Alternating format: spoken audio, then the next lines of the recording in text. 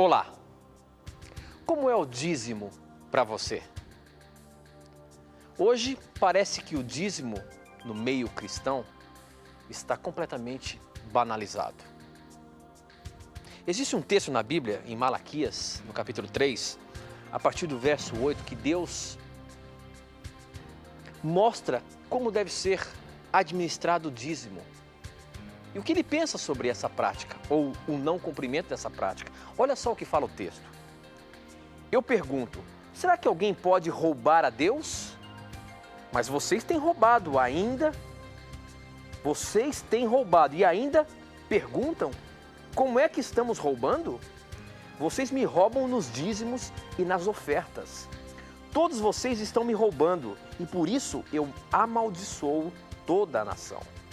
Eu, o Senhor Todo-Poderoso, ordeno que tragam todos os seus dízimos aos depósitos do templo, para que haja bastante comida na minha casa.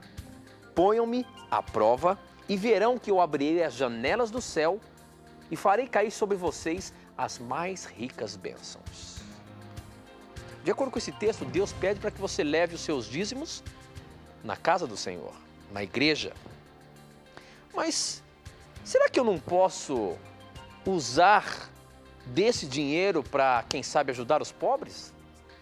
Existe um texto lá no Novo Testamento, Lucas, no capítulo 6, o verso 38, que parece que nós podemos fazer isso.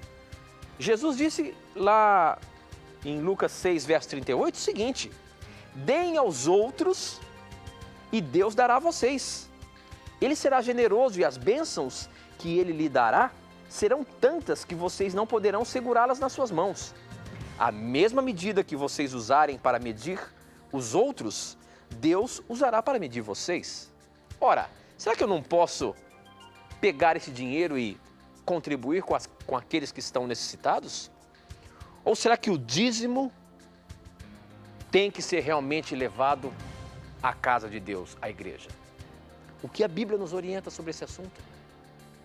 Essa e muitas outras questões você acompanha agora, pois está no ar, Na Mira da Verdade.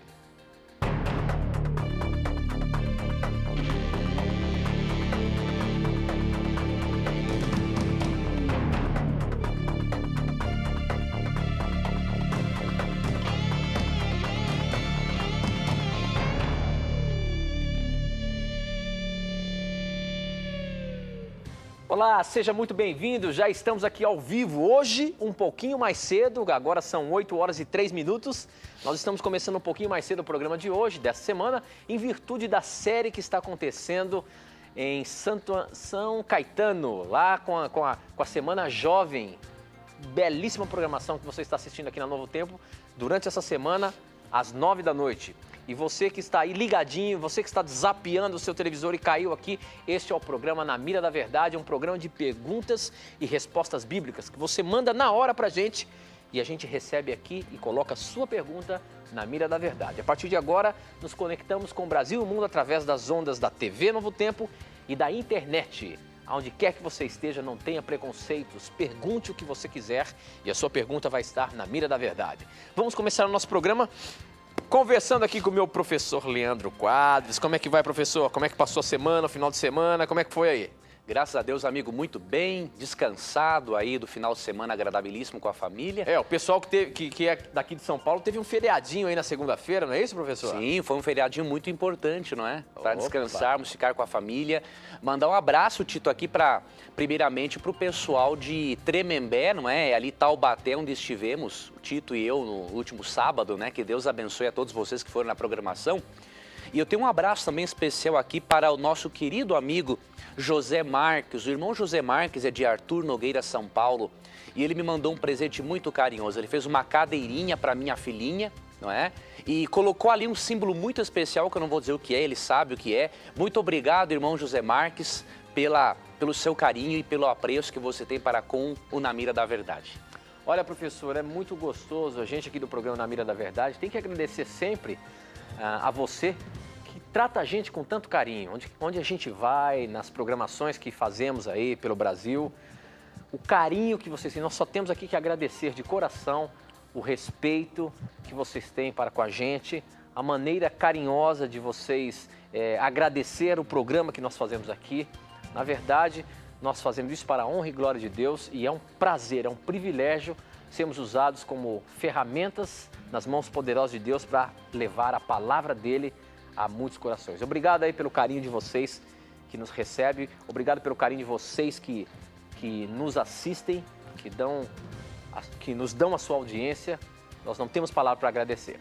Professor, bom, nós começamos o programa falando sobre um assunto que no meio cristão está bastante banalizado, professor, que é a questão do dízimo.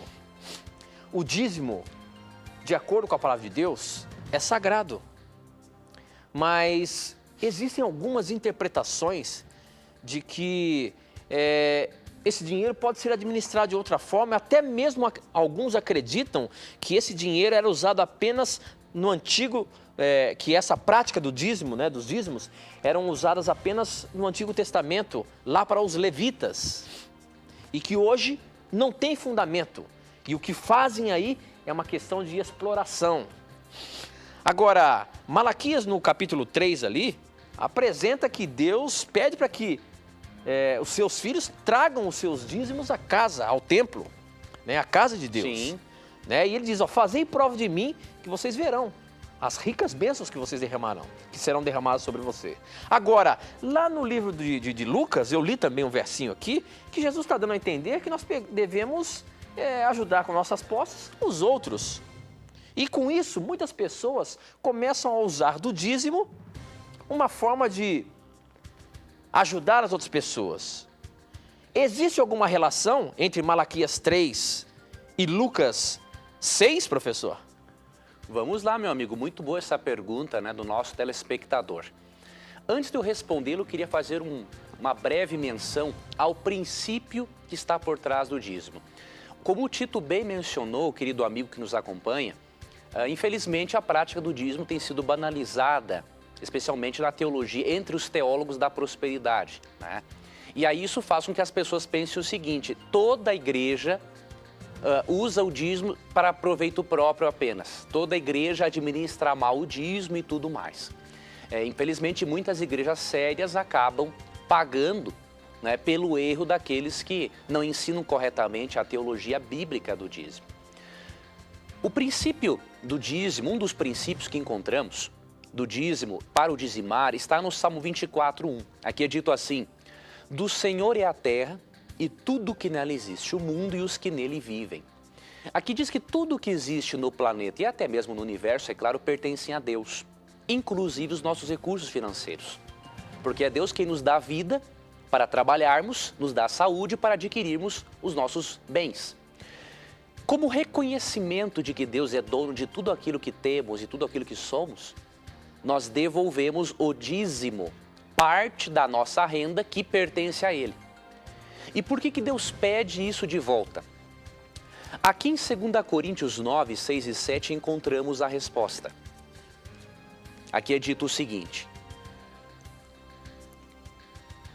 2 Coríntios 9, 13 e 14, na verdade. Por meio dessa prova do serviço ministerial, outros louvarão a Deus pela obediência que acompanha a confissão que vocês fazem do Evangelho de Cristo e pela generosidade de vocês em compartilhar seus bens com eles e com todos os outros. E aí, no versículo 12, não é? No verso 6 é dito assim, no verso 7, quem tiver que doar, não faça com pesar ou por obrigação, pois Deus ama a quem dá com alegria. Então, aqui é dito, queridos, o seguinte, que o dízimo, não é separado por Deus para a obra de pregação do Evangelho e que isso deve ser feito por uma pessoa de livre e espontânea vontade, com alegria, não sobre pressão ou sobre manipulação de alguns que querem fazer com que o indivíduo dê dinheiro para ele à torto e à direito. Não é esse o sistema de dízimos da Bíblia.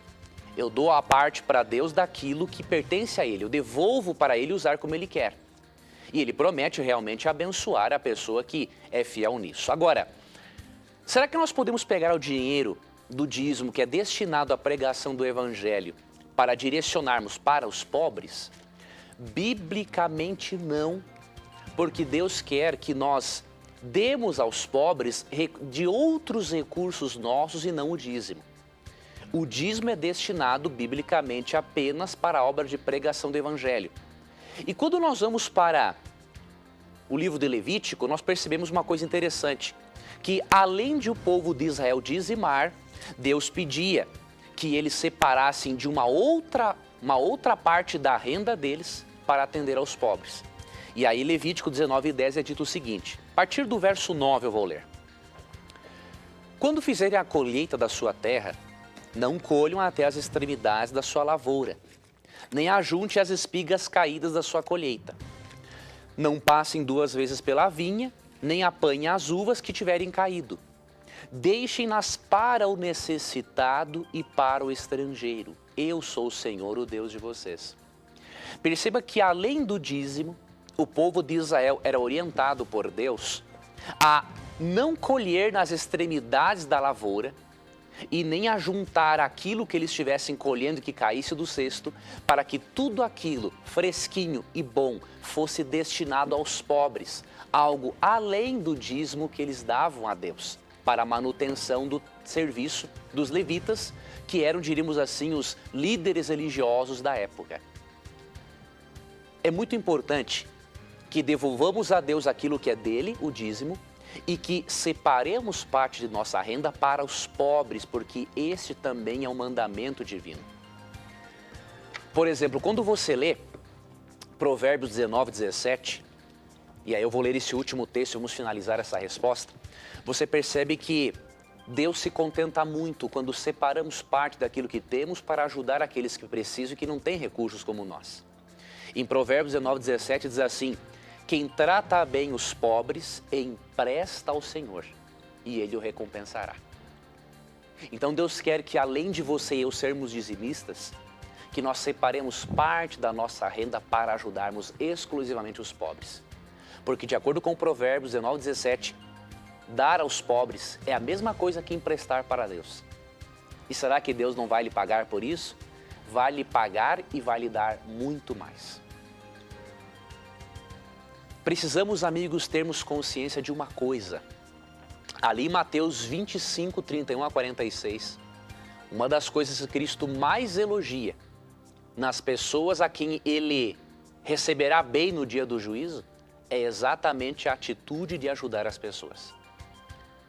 Não porque você vai comprar a salvação com obras, porque isso é impossível. Efésios 2, 8 e 9 é muito claro em dizer que a salvação é pela graça. Mas quando nós aceitamos a graça de Cristo e reconhecemos o senhorio dele na nossa vida, nós vamos fazer algo que ele fazia enquanto esteve aqui nessa terra, ajudar aos necessitados. E por isso demos mais atenção aos pobres. Evangelizemos, façamos a nossa parte, mas não nos esqueçamos dos menos abastados, porque há sim grande recompensa da parte de Deus para aqueles que ajudam aqueles que mais precisam. Ok, professor, muito bem. Eu já recebi uma pergunta aqui do blog falando sobre esse mesmo assunto, mas antes eu quero dizer para você o que você tem que fazer para mandar as suas perguntas aqui no nosso programa. Para você mandar a sua pergunta para a gente é muito fácil. Basta você mandar um torpedo SMS para 12 9156 6972. Você manda a sua pergunta e eu recebo aqui na hora. Ou então, você pode entrar no nosso blog. Nosso blog é fácil, novotempo.com/Na Mira da Verdade. Você vai ver lá que lá tem um espaço à direita dizendo que o programa está no ar e você vai poder mandar a sua pergunta e eu recebo aqui na hora, tá bom? Então participe do nosso programa, mande os seus questionamentos, aproveite agora, mande as suas perguntas, que a sua pergunta pode estar na Mira da Verdade.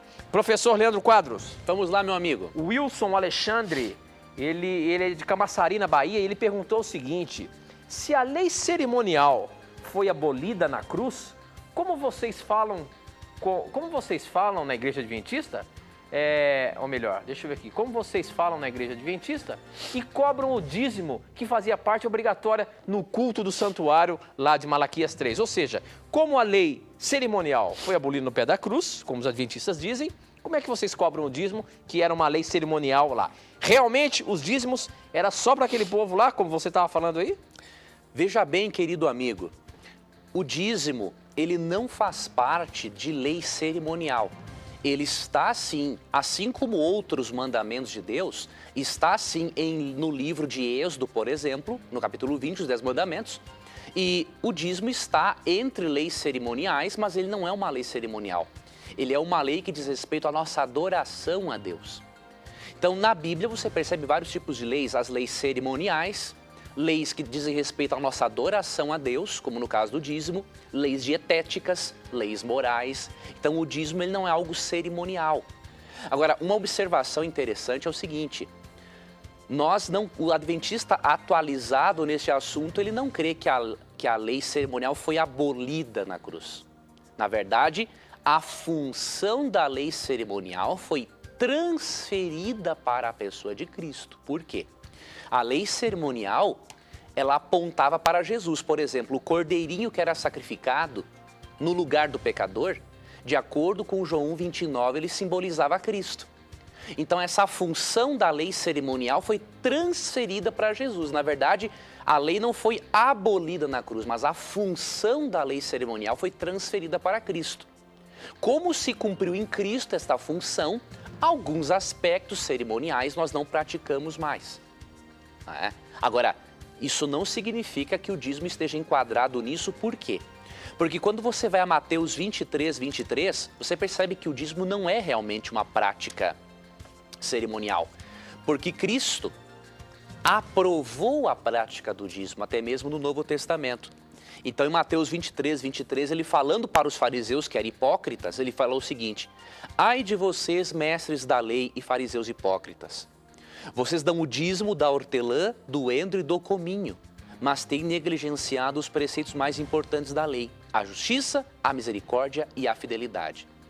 Vocês devem praticar estas coisas, ou seja, a justiça, a misericórdia e a fidelidade, sem omitir o quê? Aquelas, ou seja, o dizimar.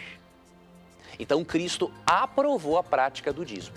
E quando nós vamos para 1 Coríntios 9, 13 e 14, e vamos para o livro a carta aos Hebreus, por exemplo, capítulo 7, percebemos que o dízimo continuou, sendo uma prática de adoração do povo de Deus ao seu Criador. E, portanto, ele não pode ser relacionado com lei cerimonial. Ok, professor Leandro Quadros, muito bem, muito boa sua resposta. E olha só, nós estamos recebendo alguns SMS aqui, alguns não, muitos. Mas eu queria colocar agora a pergunta do Valdeir, ele é de Teresópolis, e ele diz o seguinte: boa noite, professor Leandro Quadros. Boa noite, Valdeir. Gostaria muito que tirasse uma dúvida minha. Como vocês explicam Gálatas 3, de 10 a 14? Eu vou ler aqui para o nosso telespectador contextualizar. Gálatas 3, nos versinhos de 10 a 14, diz o seguinte: os que confiam na sua obediência à lei estão debaixo da maldição de Deus, pois as Escrituras Sagradas dizem: quem não obedece sempre a tudo o que está escrito no livro da lei está debaixo da maldição de Deus. É claro que ninguém é aceito por Deus por meio da lei, pois as Escrituras dizem: viverá aquele que por meio da fé é aceito por Deus. Mas a lei não tem nada a ver com a fé. Pelo contrário, como dizem as Escrituras, viverá aquele que fizer o que a lei manda. Porém, Cristo, tornando-se maldição por nós, nos livrou da maldição imposta pela lei. Como dizem as Escrituras: maldito todo aquele que for pendurado numa cruz. Cristo fez isso para que a bênção que Deus prometeu a Abraão seja dada por meio de Cristo Jesus aos não-judeus e para que todos nós recebamos, por meio da fé, o Espírito que Deus prometeu.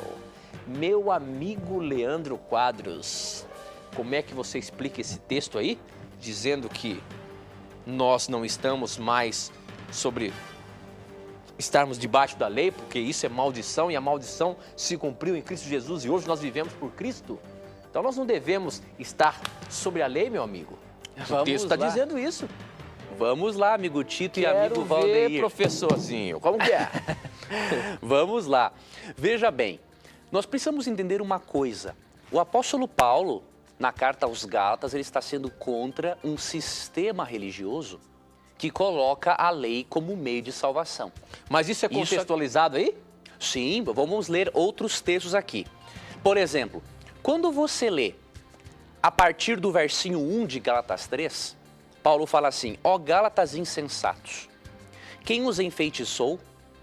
Não foi diante dos seus olhos que Jesus Cristo foi exposto como crucificado? Gostaria de saber apenas uma coisa: foi pela prática da lei que vocês receberam o Espírito ou pela fé naquilo que ouviram?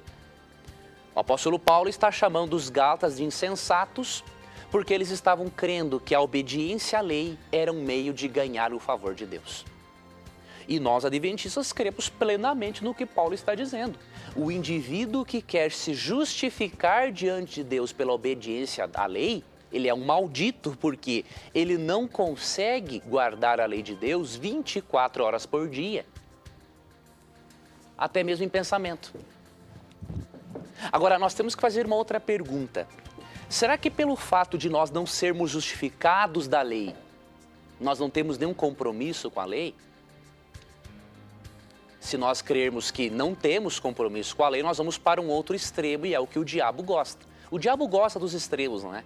O diabo gosta daqueles que querem se justificar pela obediência à lei e o diabo gosta muito do comportamento daqueles que acham que, já que Cristo nos salva pela graça, então lei está fora da nossa vida. Mas vamos ler o que o próprio Paulo fala sobre a lei de Deus. Em Romanos, capítulo 3, versículo 31. Será que a fé em Jesus anula a importância da obediência a Deus através da minha vida? Em Romanos 3, 31, Paulo diz assim: anulamos então a lei pela fé? De maneira nenhuma. Ao contrário, confirmamos a lei. Perceba que Paulo nunca foi contra a lei de Deus. Até em Romanos 7,12, Paulo diz que o mandamento de Deus é santo, justo e bom. Ora, uma lei que é santa, justa e boa, ela não pode ser abolida, tirada da experiência do cristão. Então precisamos compreender esse assunto levando em conta a totalidade de texto das Escrituras. É claro que em Gálatas Paulo está dizendo o seguinte: quem quer ser justificado ou perdoado pela lei, ele está errado. Agora, ao mesmo tempo, em Romanos 3, Paulo já dá uma advertência. Você é salvo pela fé em Jesus, sim. Agora, não pense que a fé te dá liberdade para você ficar aí pecando à vontade e pisando na lei de Deus, porque não é assim. Cristo salva pecadores e não salva pecadeiros, que faz do pecado um estilo de vida. E para finalizarmos, para provarmos que o estilo de vida obediente faz parte da vida dos filhos de Deus, tanto nos dias do Antigo quanto do Novo Testamento, basta lermos Hebreus 8:10. Aqui falando do Israel espiritual dos últimos dias, que é a igreja de Deus, o autor de Hebreus diz o seguinte: esta é a aliança que farei com a comunidade de Israel depois daqueles dias, declara o Senhor.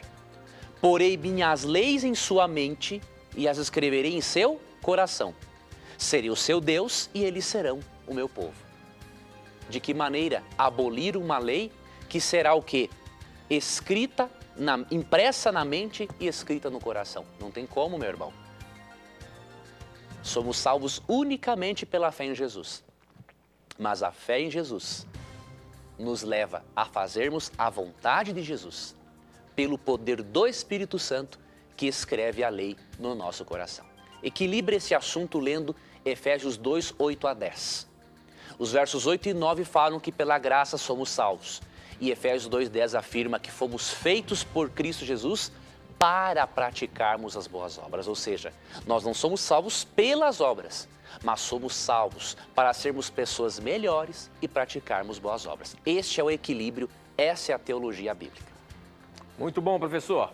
Aqui pelo nosso blog, o Diego Passos de Aracaju, ele pergunta o seguinte: tenho uma dúvida, comecei a treinar jiu-jitsu para melhorar a minha aptidão física.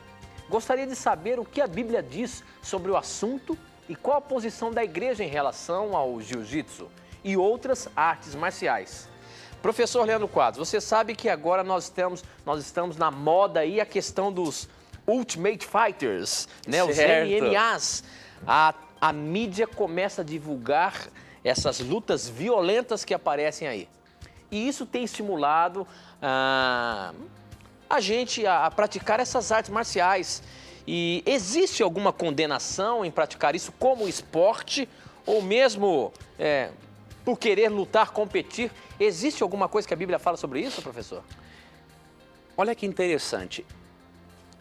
A Bíblia, ela não fala, obviamente, diretamente das artes marciais, mas a Bíblia contém princípios, né, que podem nos ajudar a obtermos uma resposta para isso.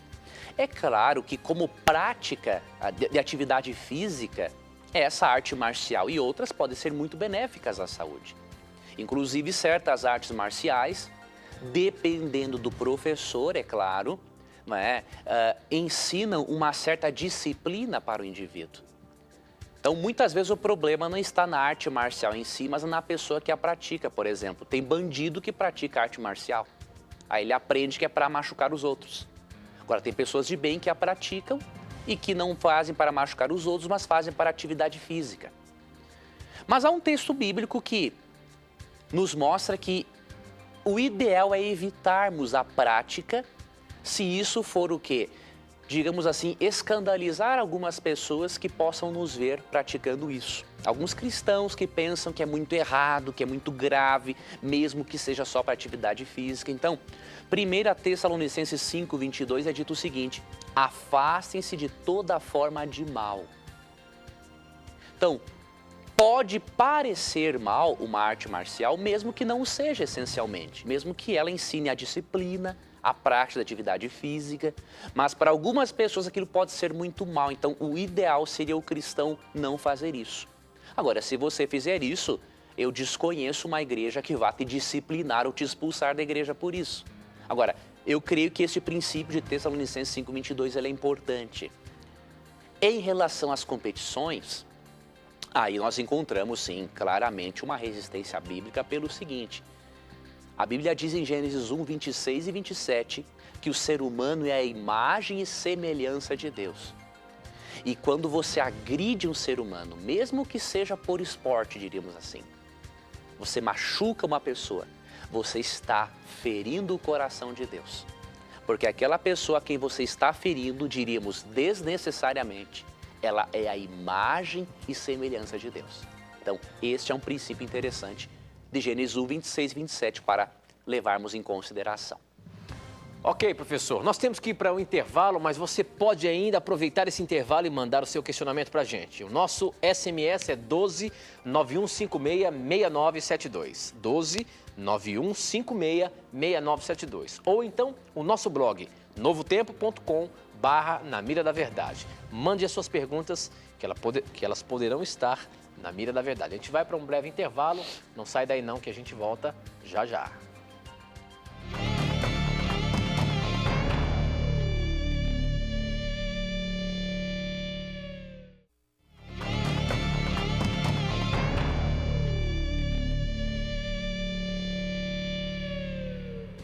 Já estamos de volta, hoje um pouquinho mais cedo, agora são 8 horas e 31 minutos. 31 minutos, nós estamos um pouquinho mais cedo porque você vai acompanhar logo na sequência do programa Na Mira da Verdade a série para os jovens que está acontecendo lá em São Caetano.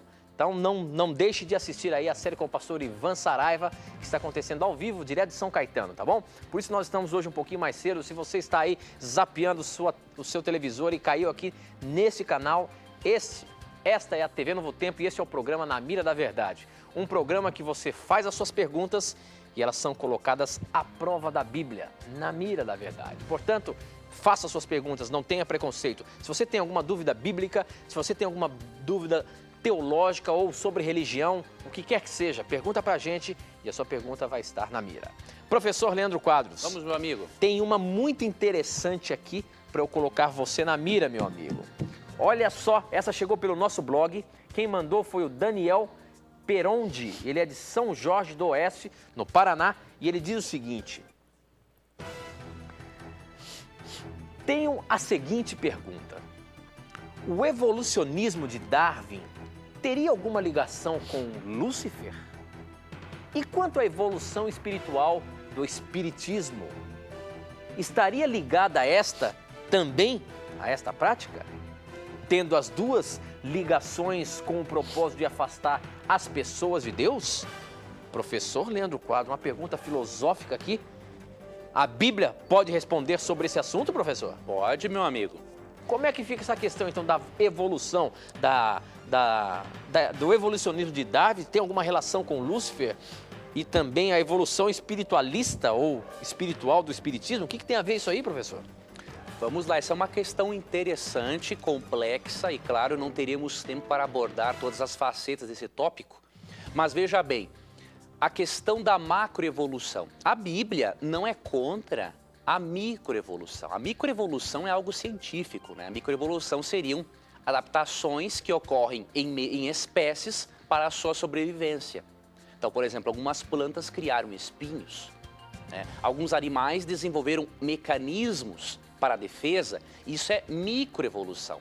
Agora, a macroevolução, que é um peixe se tornar num réptil e tudo mais, isso é anticientífico, isso não tem prova da ciência para isso. É claro que a macroevolução contradiz totalmente a palavra de Deus e, com certeza, é uma estratégia do inimigo para tirar da mente das pessoas o Deus Criador. No Salmo 33, 6 e 9, não há lugar para a macroevolução. Aqui é dito o seguinte: mediante a palavra do Senhor, foram feitos os céus e os corpos celestes pelo sopro de sua boca. Verso 9, pois ele falou e tudo se fez. Ele ordenou e tudo surgiu. A Bíblia diz que tudo veio à existência, até mesmo a matéria, pela ordem, pelo poder de Deus. E aí vamos para Gênesis, capítulos 1 e 2, e percebemos que Deus criou o mundo em 6 dias literais. Ao 7º dia, ao sábado, ele descansou, estabeleceu aquele dia como um memorial da sua criação, para manter na mente das pessoas que existe um Deus Criador.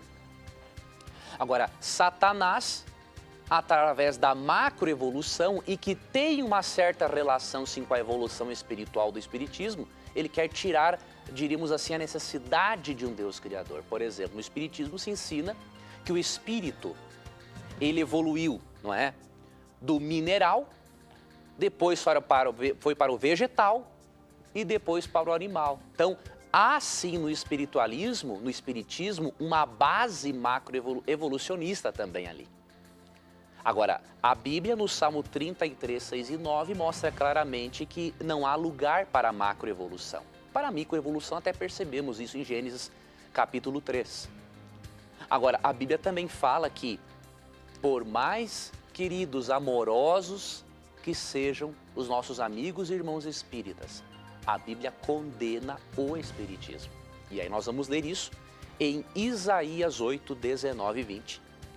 Né, que é um livro importantíssimo do Antigo Testamento, porque contém ali o capítulo evangélico do Antigo Testamento, Isaías 53, que fala sobre a morte de Cristo na cruz.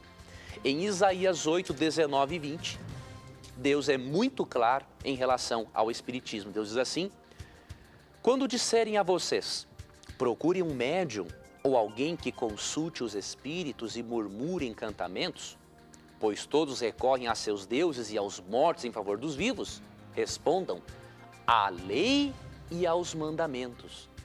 Se eles não falarem conforme esta palavra, vocês jamais verão a luz. Quando você vai para a Nova Tradução na linguagem de hoje, o texto diz o seguinte: o que os médiuns dizem não tem nenhum valor. Por quê? Porque muito daquilo que eles falam está em harmonia com a palavra de Deus. A Bíblia não defende a existência de espíritos de mortos. A Bíblia ensina que a morte é um sono, de acordo com João 11, 11 a 14, até o dia da ressurreição do corpo. 1 Coríntios 15, 51 a 55. Então não temos nenhuma dúvida. Deus é o Criador da ciência. Mas, assim como tudo de bom que Deus faz, o inimigo arruma uma contrafação, na ciência ocorre a mesma coisa. Não é? Então, a macroevolução, com certeza, tira da mente das pessoas a necessidade de um Deus Criador. Muito bem, professor. Ainda aqui no nosso blog, deixa eu ver, não, essa aqui agora eu vou colocar aqui do Torpedo SMS, que é ainda falando sobre o assunto que nós começamos o programa, falando sobre os dízimos. Estão chegando muitas perguntas em relação ao dízimo que nós abrimos o programa, e aqui, deixa eu ver, a Aline Félix, de Fortaleza, ela quer saber o seguinte, professor. eu preciso saber de que forma o meu dízimo está sendo usado. A pergunta é a seguinte: se o dízimo é sagrado, é de Deus, sou eu quem tenho que saber como é que está sendo usado o dízimo? Ou eu tenho o direito, sim, de saber como é que está sendo usado o meu dízimo? Como é que é isso? Ou a questão do dízimo é uma questão de fé? Uma vez que eu entreguei os meus dízimos, se alguém está administrando errado, o problema dele é com Deus. Como é que é o conceito disso daí, professor? Olha, isso aí, Aline, é uma coisa interessantíssima. Depende muito de cada igreja. É claro que toda pessoa tem o direito de saber onde o seu dinheiro é empregado. Eu posso falar da igreja que eu frequento e as outras eu não fui a fundo para saber como é que é isso. Agora, na igreja adventista, sétimo dia, qualquer pessoa que mandar um e-mail ou ligar para o escritório que administra a sua região, ela tem direitinho onde o dízimo foi empregado. Por exemplo, todo adventista tem ali até no manual da sua igreja, mostrando que porcentagem do dízimo é destinada para certos departamentos da igreja. Então, na igreja adventista sétimo dia, você tem como saber onde o seu dízimo é empregado. Agora, em muitas outras igrejas cristãs, você deveria ir diretamente ao seu pastor ou ao seu líder espiritual e perguntar a ele, pedir a ele um relatório. Na igreja adventista existe isso. Então, você pode solicitar ou sugerir ao seu líder espiritual que lhe dê, sim, esse relatório, porque isso é o seu direito. Para você ter uma ideia, na igreja adventista, o indivíduo recebe até o recibo para comprovar que ele realmente dizimou. Então, ali é uma coisa séria. Então, você tem que consultar a sua igreja. Eu queria recomendar uma literatura falando sobre o dízimo. Tem um material aqui muito interessante, que o título é assim, Santo ao Senhor. São estudos escolhidos sobre o dízimo. Então, se você quiser fazer um estudo mais a fundo deste assunto, esse material foi produzido pela imprensa universitária adventista. E aqui tem alguns artigos muito interessantes que valem a pena ser estudados. Tem um artigo sobre a origem e propósito do dízimo. E tem um outro aqui também muito interessante, ó, Teologia da Prosperidade, breve análise crítica, escrito pelo meu amigo Dr. Alberto Tim. Então, você pode analisar sobre o dízimo, entender sobre a teologia da prosperidade biblicamente para refutar o que alguns teólogos da prosperidade fazem. Nesse material importante, né? A imprensa universitária adventista, né? Você pode adquirir esse material, o telefone é 19 DDD 3858 9000, tá? 19 3858 9000. Recomendo um material de qualidade para você então estudar e se aprofundar nessa questão do dízimo. Ok, professor, eu quero aproveitar então agora e dar um presente aos nossos telespectadores. Opa! É esse presente aqui, ó, essa revista Verdades para o Tempo do Fim. É um presente que nós oferecemos aqui todas as semanas no programa. Mais de 70 mil pessoas já receberam, já estão fazendo esse curso bíblico. É uma revista que, na verdade, é um curso bíblico com 18 temas, onde você pode se aprofundar mais no estudo da Palavra de Deus e aprender muito mais. Um dos temas, por exemplo, fala também sobre o dízimo, que nós estamos comentando aqui. Deixa eu até abrir aqui um pouquinho, você que está vendo aqui. Deixa eu ver se eu acho aqui qual é o tema que fala sobre o dízimo. Eu acho que é este aqui, ó, Bênçãos Sem Medida. É o estudo de número 15, que está na página 45. Essa revista você pode receber gratuitamente. Você não vai pagar nada, ela vai chegar direitinho na sua casa. Basta você mandar para a gente... mandar não, vou fazer mais fácil. Você vai entrar no nosso blog, novotempo.com/na mira da verdade. Você vai ver lá que do lado direito tem a foto dessa revista aqui, olha bem para ela. Você vai ver lá, peça sua revista gratuitamente. É só você clicar lá, você vai preencher os seus dados e você vai receber aí na sua casa sem pagar nada. Verdades para o Tempo do Fim. São assuntos relacionados com os dias em que vivemos. Esse é o tempo que vivemos, é o tempo do fim. E o que a gente precisa aprender? O que Deus quer nos mostrar em nossos dias? Essa revista vai ajudá-lo profundamente a conhecer mais a vontade de Deus. E é gratuita, você não vai pagar nada, vai chegar aí na sua casa, só você entrar lá no nosso blog, novotempo.com/na mira da verdade. Professor Leandro Quadros. Ô, meu amigo. Olha só aqui que o Luciano de Niterói falou. Já é a 1000ª pergunta que mando e nada de responder. Então vamos tentar de novo. Veja só, nós recebemos aqui a cada programa, mais de 300, 400 perguntas por programa. A gente não consegue colocar todas, mas não desista. Mande a sua pergunta, mande o seu questionamento. A qualquer momento ela vai entrar na mira e a sua resposta vai ser dada pela palavra de Deus. Agora, olha só o questionamento que o Luciano fez para você. Quando os irmãos da Igreja Adventista utilizam a profecia de Joel e Atos para afirmar o dom profético de Ellen G. White, mas lá na profecia, na verdade, ela é apresentada no plural e o professor Leandro Quadros afirma que se cumpriu em Ellen White, ou seja, no singular. Não esquecer que a profecia toda encontra no plural. Essa profecia de Joel e Atos podem ser relacionados aos reformadores da igreja, por exemplo? E aí, professor? A profecia está falando no plural. E você usou que esses dois livros aí, esses dois textos, Joel e Atos, fundamenta a questão do dom profético da senhora Ellen Goldwhite. Como é que você pode sair dessa, meu amigo? Vamos lá, meu amigo Tito e Luciano. Veja bem, é claro que eu utilizei realmente Atos 2, 17 e 18 e Joel 2, não é, para mostrar o cumprimento do dom profético na pessoa de Ellen White. Agora, eu não disse que ela foi a única profetisa ou que será a única profetisa até o fim do mundo. Não é? O dom profético, ele se manifesta de várias maneiras. Então, tem o dom profético em que Deus dá sonhos e visões para um profeta revelar a mensagem de Deus. Isso está em Números 12, verso 6. E tem um tipo de dom profético em que a pessoa é porta-voz de Deus sem receber sonhos e visões. Então, é por isso que o texto de Joel, capítulo 2 e Atos, está no plural. Haveriam profetas nos últimos dias tendo sonhos e visões e também profetas que não teriam sonhos e visões, mas que testemunhariam, seriam porta-vozes de Deus. Então, o texto realmente eu utilizei para explicar que Ellen White foi sim uma pessoa chamada por Deus para, através dos escritos dela, levar a nossa mente para a Bíblia. Não que os escritos dela são uma segunda Bíblia. Agora, eu jamais disse que ela seria a única ou foi a única, não é? Agora, o texto de Joel 2 e de Atos 2 não vemos referências aos reformadores, porque ela é aplicada especialmente aos últimos dias.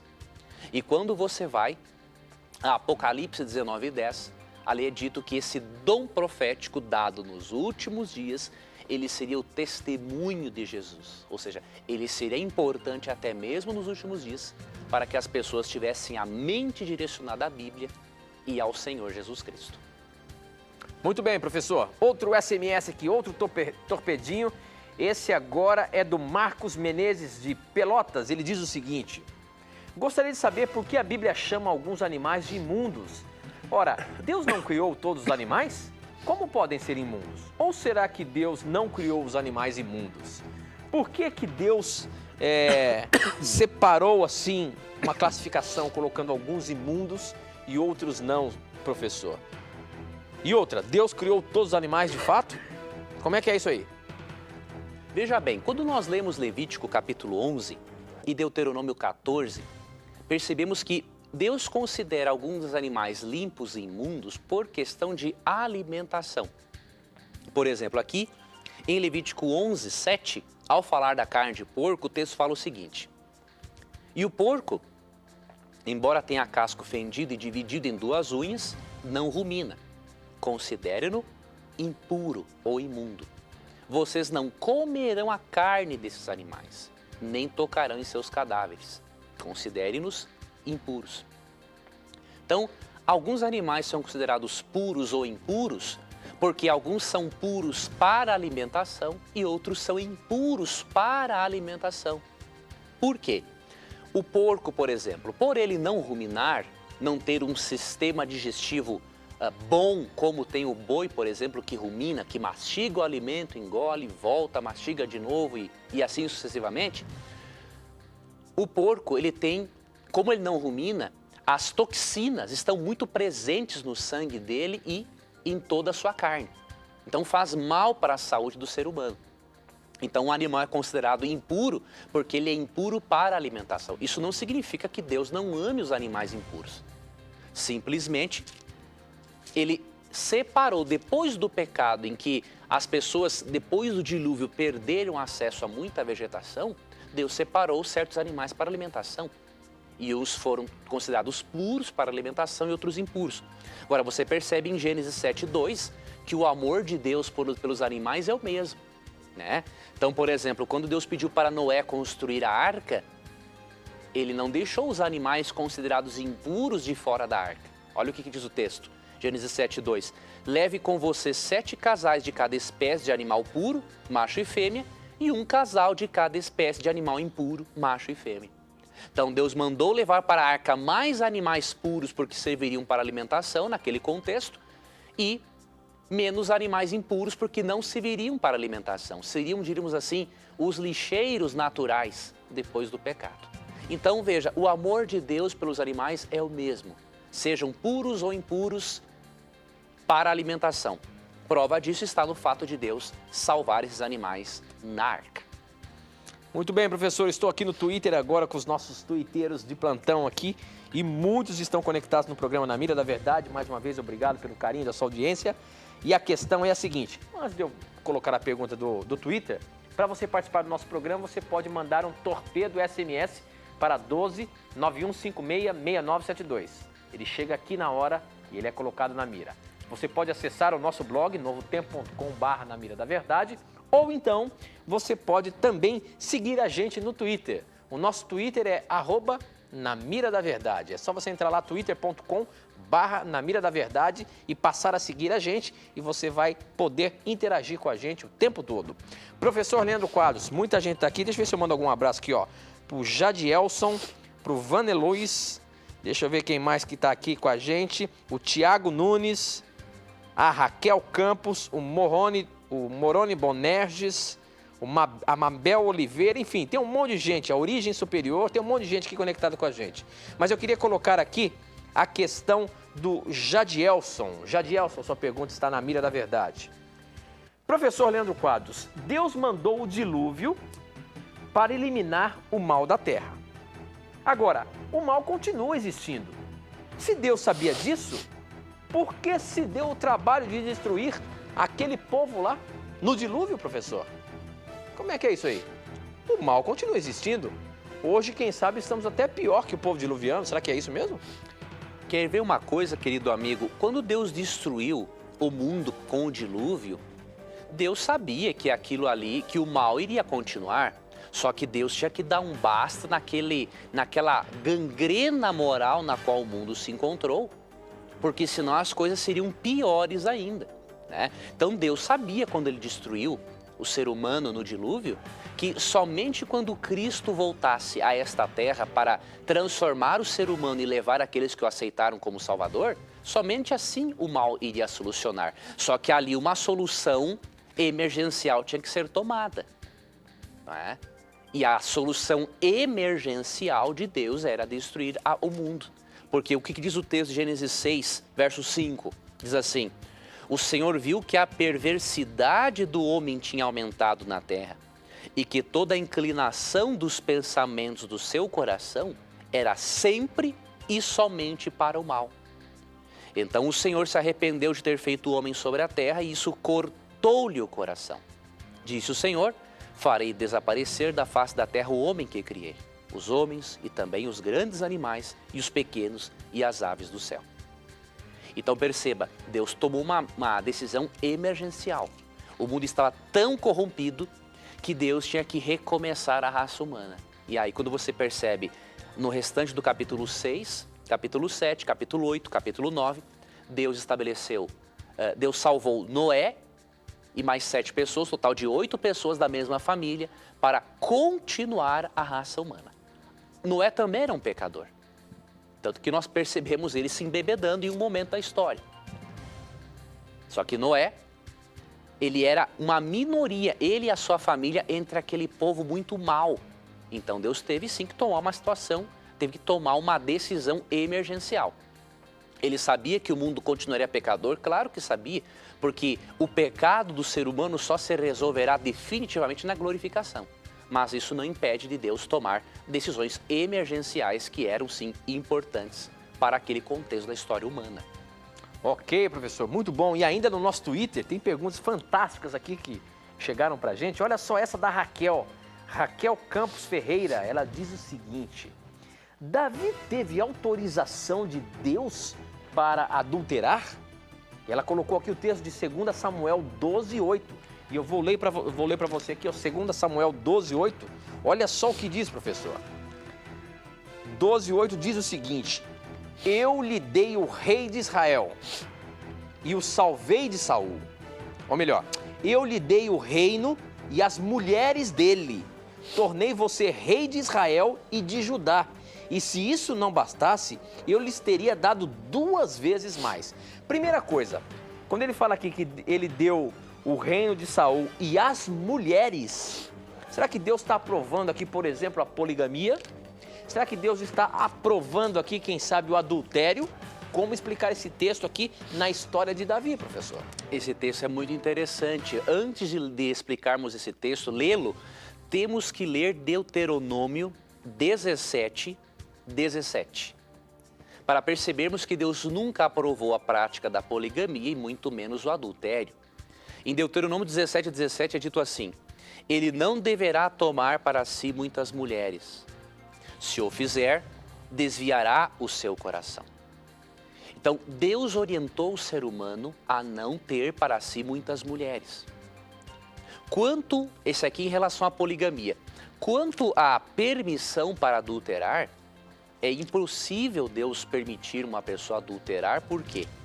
Por exemplo, lemos aqui em Malaquias, no capítulo 2, tem um texto aqui muito importante. Malaquias 2:16 diz o seguinte: 15. Não foi o Senhor que os fez um só? Falando do casal. Em corpo e em espírito eles lhe pertencem. E por que um só? Porque ele desejava uma descendência consagrada. Portanto, tenham cuidado. Ninguém seja infiel à mulher da sua mocidade. Eu odeio o divórcio, diz o Senhor, o Deus de Israel. E também odeio o homem que se cobre de violência. Então aqui diz que Deus odeia o divórcio. Deus pede, não seja infiel. Agora, por que em 2 Samuel 12:8 Deus disse que ele deu as mulheres de Saul para Davi? Aqui Deus está falando na linguagem do povo, para o povo entender uma coisa, para Davi entender uma coisa. Quando Davi assumiu o reino no lugar de Saul, o que acontecia? Quando o rei assumia, naquela cultura que Deus não apoiava, o rei, ele também ficava com as mulheres do outro. Quando Deus fala que eu dei as mulheres para você, Deus está dizendo o seguinte: por ele permitir que Davi se tornasse rei, é claro que automaticamente Deus deu a permissão para ele seguir aquele costume cultural que era errado na época, mas não que Deus gostasse ou apoiasse aquilo. Deus está falando a linguagem de Davi para dizer o seguinte: olha, eu permiti que você tivesse todas essas mulheres aqui, mesmo sendo contra a minha vontade, e você ainda mata um indivíduo para ficar com a mulher dele?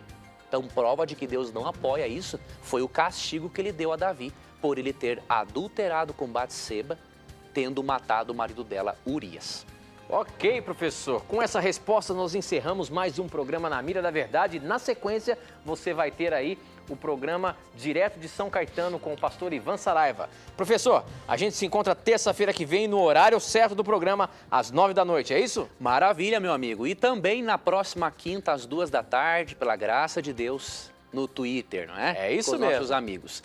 Amigo Tito, Deus abençoe a você, querido ouvinte da Rádio Novo Tempo, querido amigo da TV Novo Tempo, que Deus lhe guarde. Muito obrigado porque você acompanhou o programa de hoje. Queremos ter a honra de ter você novamente conosco ao vivo na próxima terça-feira, às 9 da noite. E nunca esqueça, sempre que você tiver a coragem de perguntar a Bíblia, a palavra de Deus, ela terá a coragem de lhe responder. A gente se encontra no próximo programa. Tchau!